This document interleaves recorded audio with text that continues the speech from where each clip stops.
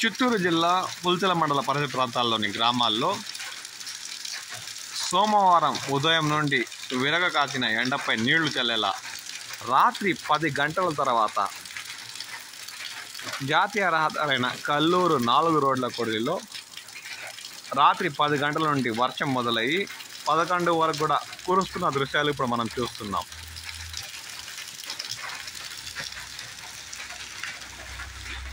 ఒక్కసారిగా ప్రారంభమైన వర్షము మోస్తారుపాటు కురిసిందని స్థానికులు పేర్కొన్నారు. రాత్రి 11:15 కూడా కల్లూరు 4 రోడ్ల కూడలి పరిసర ప్రాంతాల్లో మోస్తారుపాటు వర్షం కురుస్తున్న దృశ్యాలు ఇప్పుడు మనం చూస్తున్నాం.